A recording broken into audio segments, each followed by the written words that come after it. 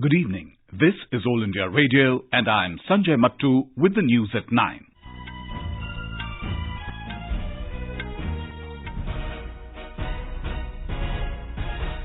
The headlines. Prime Minister Narendra Modi assures industry of providing transparent atmosphere to grow fearlessly. Date for Delhi Assembly polls announced, voting on 8th of next month and counting on 11th. Delhi police finds vital clues to yesterday's violence in JNU campus. External Affairs Ministry summons acting Pakistani High Commissioner to lodge strong protest over desecration of Nankana Sahib Gurdwara. NATO Ambassadors meeting in Brussels today, even as Germany, France and UK call for de-escalation of tension in Middle East. And India's P. Magesh Chandran wins Hastings International Chess Congress in England.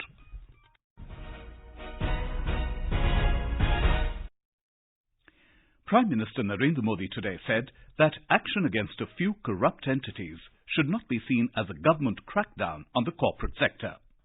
Speaking at the centenary celebrations of the Kirloskar brothers in New Delhi, the Prime Minister said the endeavour of this government has always been to provide a transparent atmosphere in which the Indian industries can move ahead without fear and obstacles. 2014 के बाद से देश में निरंतर ये प्रयास हुआ है कि भारतीय उद्योग जगत के सपनों को, उनके विस्तार को किसी रुकावट का सामना न करना पड़े। उसके लिए एक बेहतर बिजनेस एनवायरनमेंट बने। देश के लोगों को उनका सही सामर्थ्य तभी सामने आ सकता है जब सरकार इंडिया, इंडियन और इंडस्ट्रीज के आगे बाधा बनकर नहीं बल्कि उनका साथी बनकर के खड़ी रहे। The Prime Minister said a new system is being created to bring transparency in the tax system, enhance efficiency and accountability, and eliminate human interface between taxpayers and tax departments. He said the target to nearly double the size of the economy to $5 trillion is just a phase, and the targets are bigger and higher. Polling for the 70-member Delhi Assembly will be held on the 8th of February, and counting will be undertaken on the 11th of February. The notification will be issued on the 14th of January, and the last date for nominations will be the 21st of January. Addressing a press conference in New Delhi this evening, Chief Election Commissioner Sunil Arora said that the Model Code of Conduct has come into force with the announcement of elections. There are 13,750 polling stations comprised in 2689 polling locations. Election officials have been deployed as per requirement. About 90,000 officials will be deployed for the conduct of elections. All vacancies have been filled up and further strengthening has been done. Adequate strength of Delhi police personnel, CAPF and Home Guards will be deployed. The model code of conduct shall be applicable for Delhi with immediate effect. The term of the current assembly will expire on the 22nd of February. In the 2015 assembly elections, Aam Aadmi Party had won 67 seats, while the BJP grabbed 3 seats and the Congress failed to win even a single seat. The BJP has welcomed the announcement of assembly elections in Delhi. Talking to reporters in New Delhi, party election in charge and Union Minister Prakash Javadekar alleged that the Arvind Kejriwal government has misled the people on the issue of water and electricity and deprived them of health facilities by not implementing the Ayushman Bharat scheme in the national capital. उन्होंने बहुत सारी योजनाएं जो जनता का भला कर सकती है वो नहीं लाई और लोगों को भटकाया। मोदी जी का नेतृत्व देश भर में सुशासन के लिए जाना जा रहा है और इसलिए भरपूर ताकत से हम चुनाव लड़ेंगे। Aam Aadmi Party convener and Delhi Chief Minister Arvind Kejriwal has said his party will fight the Delhi Assembly elections on the basis of work done in the last 5 years. ये चीज शायद भारत के इतिहास में पहली बार होगी। लोग इस बार काम का कंपैरिजन करेंगे। हमारा पूरा कैंपेन पॉजिटिव कैंपेन होगा। The Delhi police today said that they have found some vital clues in connection with yesterday's violence in JNU, and it will solve this case very soon. Delhi police spokesman M.S. Randhawa said that an FIR has been lodged in the matter and investigation is underway. जो personal injured हुए थे 34 total जो है वो discharge हो चुके हैं। जो इन्वेस्टिगेशन है वो क्राइम ब्रांच करेगा, लेकिन इसके साथ साथ दिल्ली पुलिस ने कमेटी बनाई है। बेसिकली ये फैक्ट फाइंडिंग कमेटी रहेगी जिसको head Shalini Singh joint CP western range करेंगे। ये इसका मेन पर्पज होगा कि जो भी फैक्ट फाइंडिंग है वो बताएंगे और इन्वेस्टिगेशन डिले ना हो। Earlier, Home Minister Amit Shah spoke to Delhi Lieutenant Governor Anil Baijal today and asked him to call representatives from the Jawaharlal Nehru University for discussions following the violence at the university premises. Mr. Shah had yesterday spoken to the Delhi Police Commissioner about the situation at JNU and ordered an inquiry by a senior police officer into the violence that broke out last evening. Human Resource Development Minister Dr. Ramesh Pokhriyal Nishank has appealed to the students to maintain calm and peace on the campus and maintain the dignity of the university. The JNU administration has sent a detailed report of the violence to the HRD Ministry. Information and Broadcasting Minister Prakash Javadekar has condemned the violence in JNU. Union Textile Minister Smriti Irani today said that educational campuses should not be made a political battlefield. The BJP in a tweet has said that universities should remain places of learning and education. The Congress party has demanded that the perpetrators of the incident should be brought to justice. Meanwhile, students in Mumbai and Kolkata took out rallies and condemned the violence. In Jammu and Kashmir, security forces continued their search operations in the dense forest belt along the LOC in the Dawood area of Rajouri district today.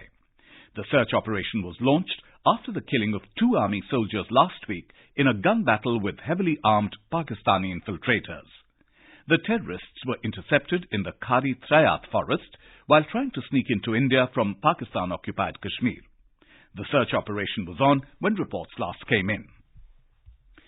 Former Director General of the Central Reserve Police Force, Rajiv Rai Bhatnagar, has been appointed advisor to the Lieutenant Governor of the Union Territory of Jammu and Kashmir. With this, the Lieutenant Governor of the J&K Union Territory, Girish Chandra Murmu, will have 3 advisors. The centre has released 5,908 crore rupees of central assistance to 7 states which were affected by floods, landslides and cloudburst during the previous year. The decision was taken today at a high-level committee meeting headed by Home Minister Amit Shah. The financial assistance has been given to Assam, Himachal Pradesh, Karnataka, Madhya Pradesh, Maharashtra, Tripura and Uttar Pradesh from the National Disaster Response Fund. This is All India Radio giving you the news. For quick news updates, visit our News on AIR app and follow us on Twitter at AIR News Alerts. You can also visit our website, newsonair.com. India has lodged a strong protest with Pakistan at the recent acts of vandalism and desecration of the holy Gurdwara Sri Janam Asthan at Nankana Sahib and the targeted killing of a minority Sikh community member in Peshawar. The External Affairs Ministry today summoned Pakistan's Acting High Commissioner Syed Haider Shah and lodged a protest in this regard. India has also asked the Pakistan government to ensure the safety, security and welfare of the members of minority communities in the country, including their places of worship, and take immediate action to expeditiously bring the perpetrators of such despicable and heinous acts to justice. Senior Singaporean Minister and Coordinating Minister for Social Policies, Tharman Shanmugaratnam, today called on Prime Minister Narendra Modi in New Delhi. During the meeting, Mr. Modi and Mr. Shanmugaratnam expressed satisfaction at the rapid pace of bilateral relations. North Atlantic Treaty Organization or NATO ambassadors will meet in Brussels today amid the ongoing Middle East tensions, 3 days after the U.S. killing of Iranian Major General Qasem Soleimani. A NATO official said the North Atlantic Council will address the situation in the region. Meanwhile, Germany, France and the UK called for a de-escalation of tensions in the Middle East. Meanwhile, U.S. President Donald Trump has threatened severe sanctions against Iraq after its parliament called on U.S. troops to leave the country. Yesterday, the Iraqi parliament voted to expel U.S. troops from its territory. Iraq's move comes in response to the killing of Iran's Major General Soleimani in a U.S. drone attack. The strike also killed the deputy chief of Iraq's powerful Hashd al-Shabi paramilitary force. President Ramnath Kovind arrived at Kochi today as part of his visit to Lakshadweep. The president was accorded an official reception at Kochi airport on his arrival. The President will lay the foundation stone for the first super speciality hospital at Kavarati. The News Services Division of All India Radio, in its weekly bilingual live phone-in program Public Speak, will bring you a discussion tonight, various initiatives to empower Divyangjan. This can be heard on the FM Gold channel and additional frequencies from 9:30 p.m. Listeners can ask questions to the experts sitting in our studio on toll-free telephone number 1800-115-767. You can also ask questions on telephone number 011-2331-4444 and post your queries on our Twitter handle at AIR News Alerts by hashtag AskAIR. You can also follow us on our News on AIR app for updates. This program is also available on Doordarshan DTH. In Manipur, a day-long session of the State Assembly adopted a resolution to ratify the Constitution 126th Amendment Bill 2019 today. The bill seeks to extend by 10 years the reservation given to scheduled castes and scheduled tribes as passed by both the Houses of Parliament. The Maintenance and Welfare of Parents and Senior Citizens Amendment Bill 2019 has been referred to the Standing Committee on Social Justice and Empowerment by the Lok Sabha Speaker. Member of Parliament Rama Devi will head the committee. The committee will examine the bill and submit its report. The time span allotted for the submission of applications for the Nari Shakti Puraskar for the year 2019 will end tomorrow. The awards will be conferred on the 8th of March on the occasion of International Women's Day. The Innovation Awards presentation ceremony will be held on the 8th of January this month.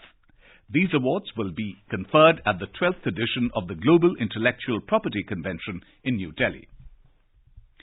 The Photo Division under the Ministry of Information and Broadcasting has invited entries for the 8th National Photography Awards. Applicants can submit their entries by the 15th of this month. This year's theme for professional photographers is Life and Water.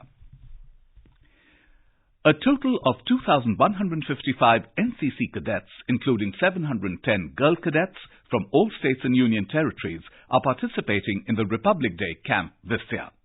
Briefing the media in New Delhi this afternoon, the Director General of the National Cadet Corps, NCC Lieutenant General Rajiv Chopra, said cadets from Jammu and Kashmir, Ladakh and the northeastern region are also participating in the camp. The Bombay Stock Exchange Sensex and the NSE Nifty today crashed nearly 1.9%, their worst session in about 6 months. The benchmarks fell as escalating US-Iran tensions sent crude oil prices soaring and also made investors shun equities and rush to safe haven assets. A report.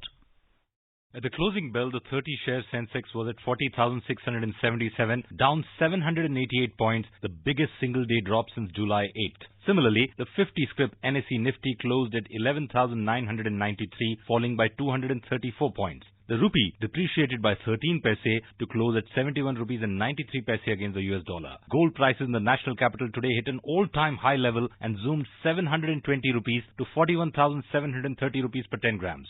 And Brent crude prices were trading beyond $69.50 per barrel in intraday trade. V. Ravi Kumar, AIR News.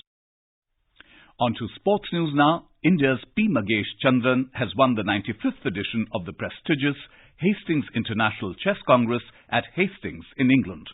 He remained unbeaten in all the 9 rounds. The 36-year-old Grandmaster finished first with 7.5 points from 9 games after securing a 33-move draw in the final round yesterday against compatriot G.A. Stanny, who's also a Grandmaster. He beat fellow Indian Grandmaster Deep Sengupta in the 8th round. And now, before we end the bulletin, the headlines once again. Prime Minister Narendra Modi assures industry of providing transparent atmosphere to grow fearlessly. Date for Delhi Assembly polls announced, voting on the 8th of next month and counting on 11th. Delhi police finds vital clues to yesterday's violence in JNU campus. External Affairs Ministry summons acting Pakistani High Commissioner to lodge strong protest over desecration of Nankana Sahib Gurdwara. NATO ambassadors meeting in Brussels today, even as Germany, France and UK call for de-escalation of tension in Middle East. And India's P. Magesh Chandran wins Hastings International Chess Congress in England. And for details of these stories and more, log on to our website, newsonair.com and News on AIR app. And that's all in the news at 9. Good night.